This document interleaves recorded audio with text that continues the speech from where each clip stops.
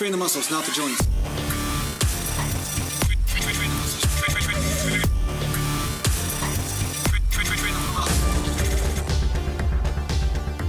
Welcome back to Natural Gland Bodybuilding Mountain. And today I'm going to talk about how I increased bench press strength back in the day. And I got up to well over 400 pounds for a 1 rep max. So I did have a decent bench before I, popped the shoulder out in hockey and, sometimes sports, right? That's the risk of playing high velocity sports with lots of impact. Sometimes you'll mess yourself up, but my bench is still pretty decent, right? I can get 10 to 12 reps at 275.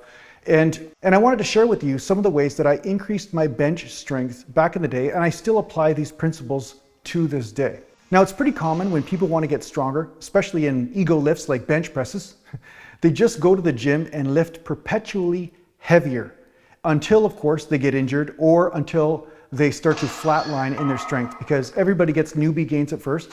When you're a newcomer to the gym, all you got to do is go through the motions and you will gain some strength quite easily. But once you've established a certain threshold of strength, getting past that threshold is much harder. Your diet has to be on point, your sleep has to be good, and at the same time, your training, there are some tricks of the trade in order to use your training efficiently in order to increase in strength. Now, the first principle that I want to talk about in order to increase strength is increasing your coordination, which means do the exercise or train at least the muscle group frequently.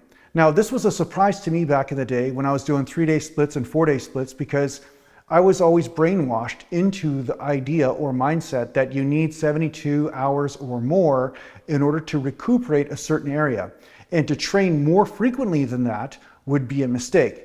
Now, of course, fast forward a few years and I got introduced to a higher type frequency program, such as the 2-day splits that I have on my website right now. And what I noticed was once I started training a body part more frequently, meaning even just training chest, even if I wasn't bench pressing every day, my strength started to naturally go up because my coordination started to go up and my mind-muscle connection to the area. So these factors contributed greatly to an increase of strength even when I wasn't lifting super heavy weights. I didn't have to lift sub-maximal weights in order to gain in strength. It was just the simple premise of gaining coordination in the area and gaining a greater mind-muscle connection that allowed me to get more strength. So in the end, if you're doing too much volume per workout and you're forced to take too much time off, what may happen is that your strength may go backwards, because by the time you come around to training again, you may lose that connection with the coordination. And at least that's what I found with myself. So principle number 1 is to train the body part a little more frequently. I would recommend about 3 times per week and just adjust the volume accordingly to make sure that you can recover, at least mostly, by the time you hit that body part again. Now, principle number 2 to increase in strength is don't be afraid to mix up the rep ranges. I see this all the time and I was guilty of it. I would go into the gym, lift maximum poundages, 1 rep max, 2 rep max, 3 reps max, get injured or tweak something, or I would just perpetually get weaker. I'd go into the gym and do a weight that I could only do 4 reps with, and then the next time I came into the gym, I'd only be able to do 3 reps with it or 2 reps. So straining heavy and hard all the time is not the best way to put on strength. Straining once in a while might be an option, but straining all the time will just overtrain you, and worst case scenario, it will injure you. But best case scenario, it usually just keeps your gains at a plateau, and a lot of times you just struggle. You never go up in strength. A lot of times you'll just go backwards because you're overtraining one pathway. So a way around this is to make sure that you mix up the rep ranges. Yeah, you may have a heavy day once a week or once every 2 weeks, but then you start to do moderate rep ranges, such as 8 rep ranges or 10 rep ranges or 12 to 15 rep ranges.